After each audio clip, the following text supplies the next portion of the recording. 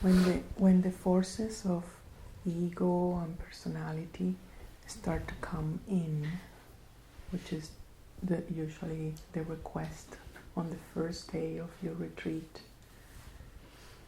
is when you are starting to gather all parts of you, and mostly those parts are unfinished parts.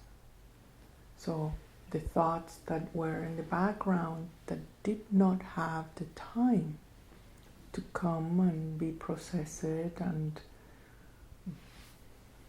whatever, assimilated, it comes. Sometimes it comes like in a big avalanche, and then you have thoughts of different, but this and that, or you just fixed on one, like that. Regardless of your style, observe that what are you requested to do is to gather as much as you can by being still, by not distracted. I should not be thinking this, or again the same thought, or I have enough with this, I don't want it, I want to change it. Any of those aggressions makes that flow of that thought that comes from the subconscious stopped. And then you are betraying really the purpose of being here. So this is the first stage where all these thoughts comes, all those sensations in the body as well comes, all those emotions comes. And it is our compassion to welcome them. And it is our friendliness. Forget about even compassion, because you don't know yet that what it may be. But just friendliness. Just the friendliness that, okay, you're welcome. You are welcome. I belong to you. You are welcome. And you will see that very quickly it passes that first avalanche. And the discomfort is being seen as your resistance instead of the thought itself or the sensation itself.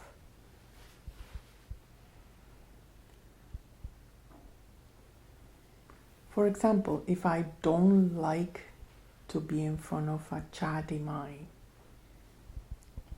or in front of pain, physical pain, or physical sensation, our tendency is to, let's get rid of it. Let's do something about now.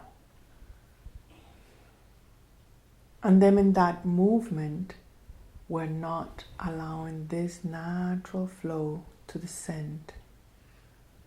We're moving the waters, so the waters cannot really reflect really, truly. This process is very much related with your identity. Because you start identifying with the effort. Every time you have an effort, you are being identified. And I repeat this. Every time that you have an effort to get rid of something, you're being identified. And that prevents you from really seeing what is your true identity.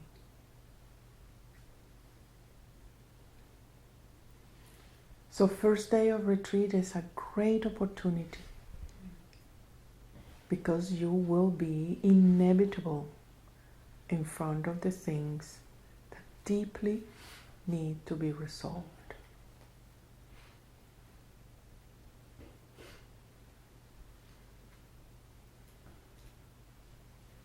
deeply need to be accepted, welcoming. So, as yesterday we were saying, there is this validation, I belong to you. I belong to you. I'm not fighting with you, I'm not correcting you, I'm not intervening in any way. Leave it alone. Then in that moment you automatically grow as a witness, that witness all the flow of the river passing in front of you. So all those waters with different chatting conversations, you just see it passing by. If you go, oh, this is very glittering, what you are about, done. It glued to you and you become identified with it. So the process of knowing your own identity is very much in relation to your intervention. If you intervene, you are not seeing your true essence. If you let it pass, the true essence is witnessing the thoughts pass by. Is this clear? Does this make sense?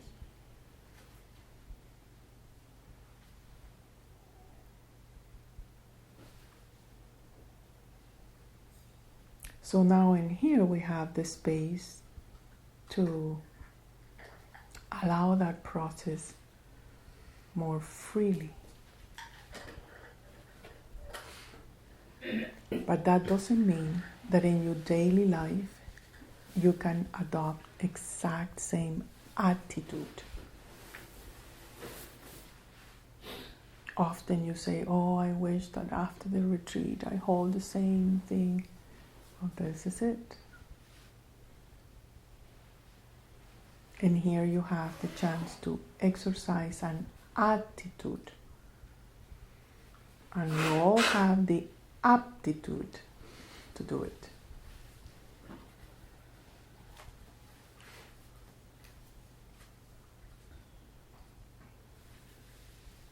So because it's more like a position of the self in front of your life, in front of your experiences, and in front of all the bodies that inevitable are giving you sensations, thoughts, emotions, cycles, etc. That's what you're here for. So if you see your life as, okay, inevitable, I'm going to have experiences. The more I withdraw from my experiences, the less alive I am, the less health I have, the less wealth I have, the less freedom I have, the less self-responsibility I have. How do I withdraw from my experiences? Judgments about everybody. This person is not this job is not that, I should be doing this. So, that is a childish approach to your life. You are actually checking out of your life. You are here and you're here to, you are requested to participate, to discharge your essence, and to go through all wrong or right or pleasant and unpleasant, likes, dislike, doesn't matter. You have to wet your feet and get mud in your hands. So you're not here to be aloof, as many of you think.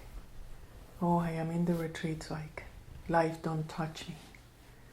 No, I am above. I'm so still and centered that doesn't touch me. That's not it.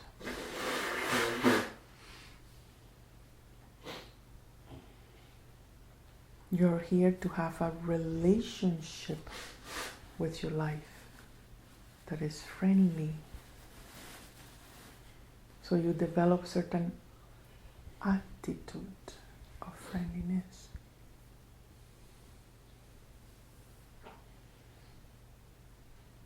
So the first thing to confront is, I am not going to change or want to change in any way. Leave yourself alone.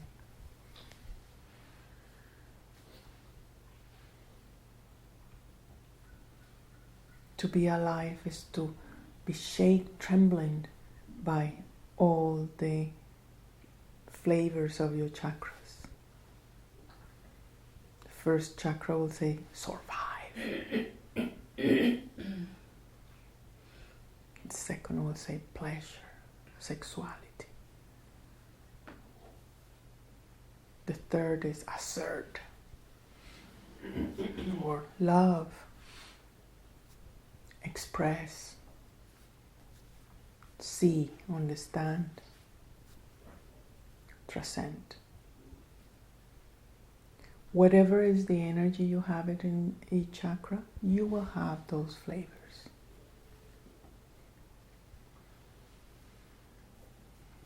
Every time the flow of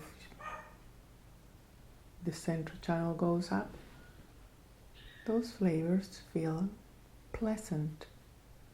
Every time the flow goes down, it opens the chakra. It feels unpleasant because it's more threat, it's more space, it's new territory.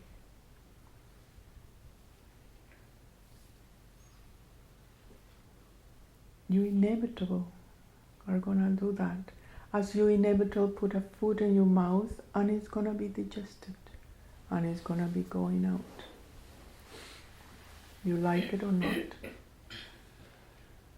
But if you're holding yourself, mostly because you wanna be perfect,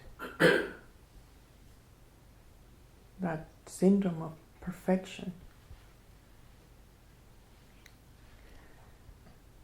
I have to hold myself. But it's not yourself. What are you holding?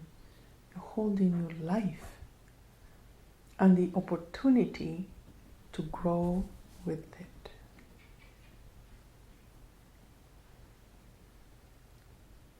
So in here it's about relaxing. So all these unfinished flavors of your life can come forward. What to do with it? Nothing. Nothing. You may cry, you may explode your head, nothing. Slowly you start gaining some trust that it's not a big deal to experience life.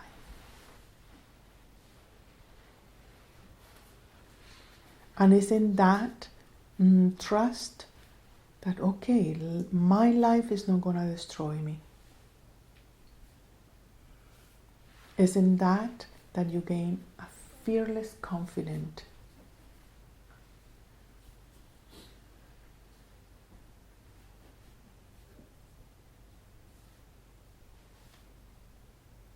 Now, let's see 3 types of unfinished things that you will encounter inevitable. One is you conscious validations. Oh, my husband did this, it really bothers me. Okay. Conscious. You are really conscious that, okay, this really bothers me.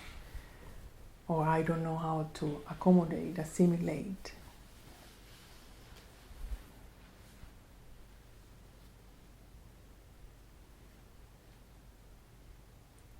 That is a curving learning curve.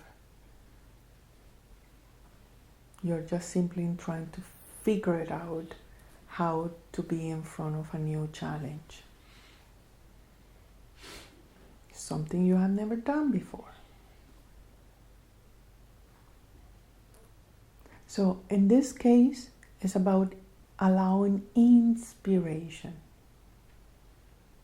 If you're trying to solve it or trying to accommodate, you say, oh, now I have to be a wife that maybe if I don't do that, maybe he will doing this. And then it becomes like a hockey game. Like, okay, then he goes here, and then he can go this way, and then I can pass by. No, that strategy is not the way. It's a way of trying to solve the problem. You are intervening. It's not meant for you to have a position that diminish your identity. Every position diminish identity, because identity is fluid. So, what to do with that is related to inspiration.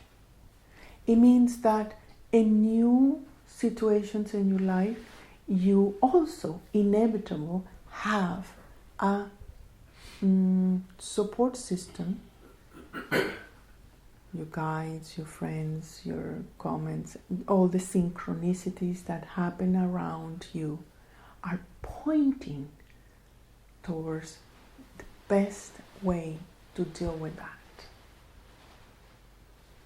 It's just that you don't listen because you're so entrenched in the hockey game that you are not really attentive. Say, oh, look what this is teaching me. You lose innocence.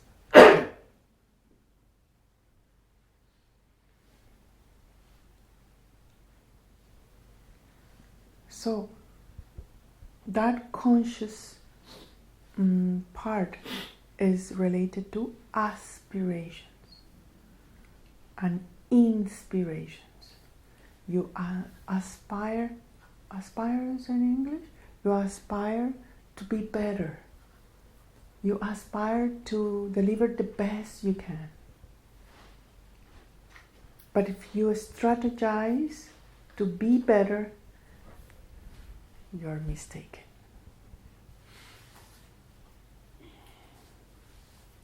So leave alone that natural desire of being better. It's part of mastery. It's part of excelling. And trust that you will receive the inspiration to do it. Unique to you.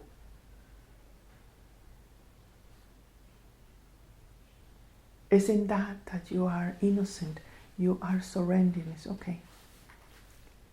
I may not get it today at the time that I want it, but it will come. And that's what the quality of patience is. It will come.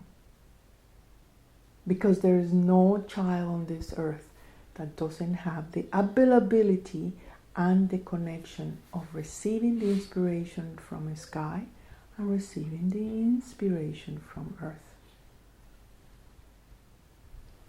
Is there for you. You just need to wait. So in settings like this, naturally you are opening, receptive to your inspiration and to aspirations.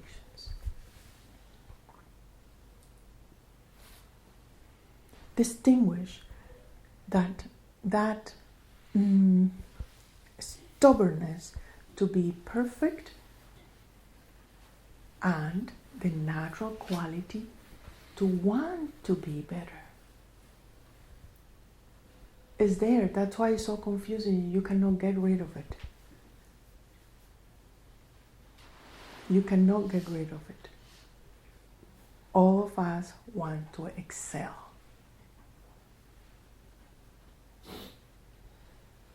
We get into that in another topic, but we all want to excel. And we all, and the ego, want to make it personal.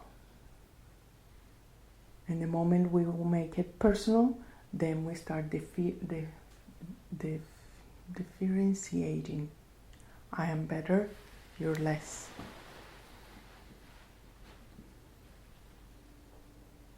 This group is better than that. I'm better in the group, I'm better out the group. Whatever is your position, you can create the story you want.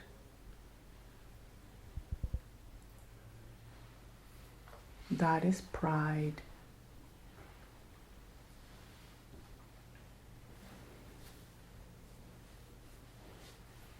You cannot live that way. You can pretend you're alive, but you're not living.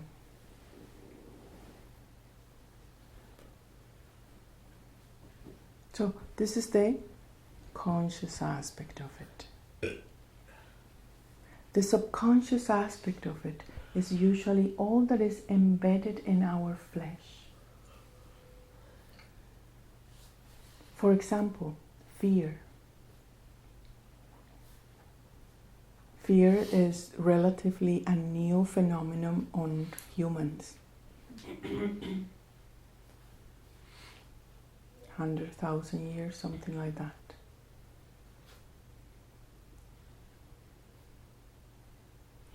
And it gets embedded from one generation to another generation. We don't know anymore what we're fear of. We just feel that there's some kind of fear there. That collective, subconscious feelings, mostly fear, is in the body. And it's in pockets. Could be in the chest, could be in the kidneys, could be in the liver, could be in the muscles, could be in the bones, could be in the blood. So you're sitting in meditation and out of the blue, your heart starts to beat faster and you feel fear of, where does this come from? I don't get it.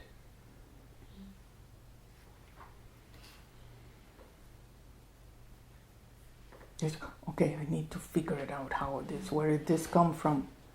No, just leave it alone. It's just trying to come into the surface. And it will express depending on where it comes from. You know, that you're meditating, pinch in the kidneys and go, what is that? But stay, you don't move. That's why in the meditations you don't want to, no, because you're digging it back. You just want to, okay, I acknowledge you're there. Welcome. And as you welcome, then it comes to the surface of the skin, to the etheric body, to the emotional body, to the mind, and then we release back into the subconscious.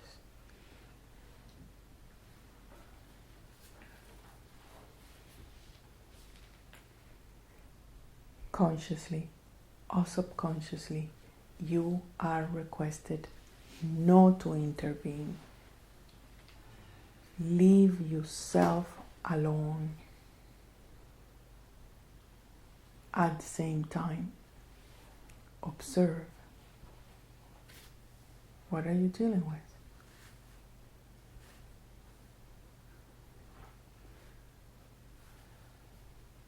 Your identity is not threatened by your experiences. Your identity is far, far, far, far deep than your experiences. So you're not less or better if you experience your mind, your emotions, or your body.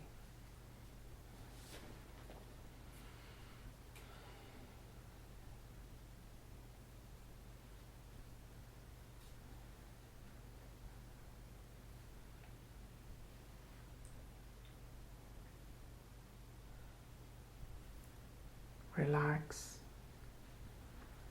release, Allow. Be friendly. Your essence is just there. It's just there.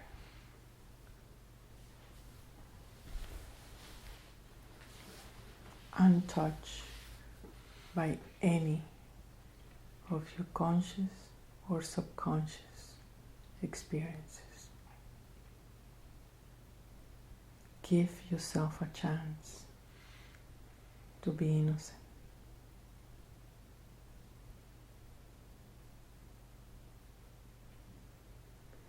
So, when we're doing the yoga, when we're doing the breathing, what is it we're doing?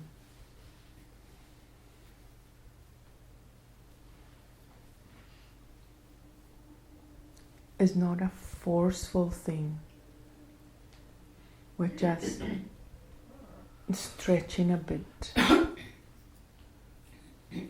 inviting that part to come. Because see, those parts are like children. Can I come now? Are you going to crush me again? Are you going to judge me again? So in a way, they need to be reassured that you're not going to go, see, here you are again, thinking again. Okay, then that part goes back into your flesh, goes back into the subconscious. You need to be friendly.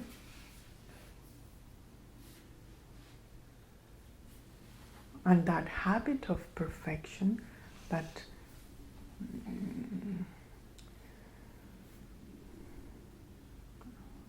aberration, you say that in English? When you, affirmation, you grasping, when you grasp that I need to be perfect. What you're doing is simply cutting the flow of all these voices to come forward.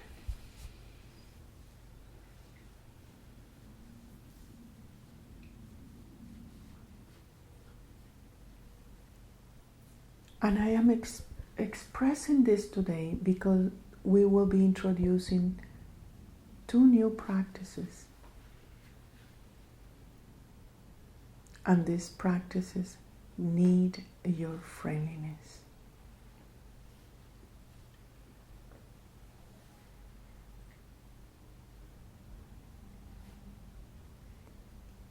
The more simple the practice, the more presence you need there. Because they're almost like gestures. Gestures of your identity. More than techniques. It's invitation.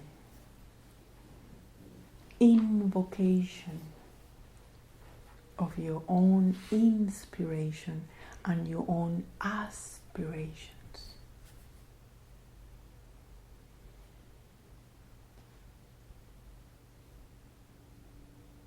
So please don't take this retreat as a mechanical one, because it's not. It's okay, now we'll do yoga, now we'll do this, no. Yes, we'll do it. But it has to be with different frame of mind.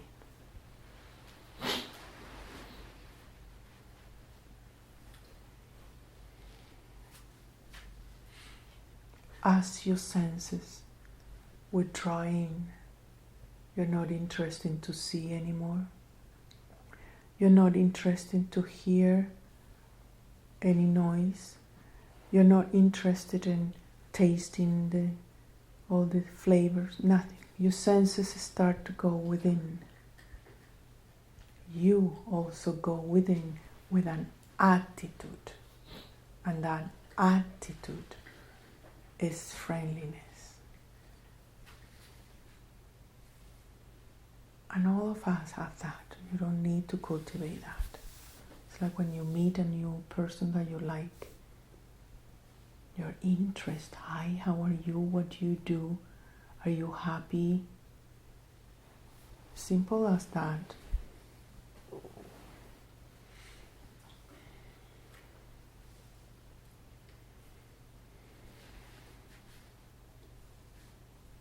It's a value we have lost. Friends, to be friendly, to have friends. Everything's replaced with Facebook. Just share what I think. I'm in a bad mood today. It's not to be a friend.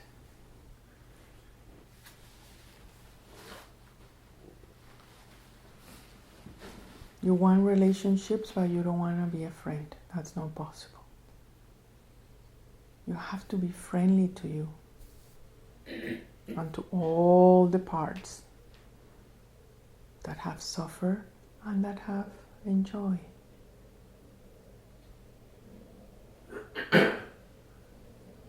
So don't bully yourself by wanting to be different or perfect.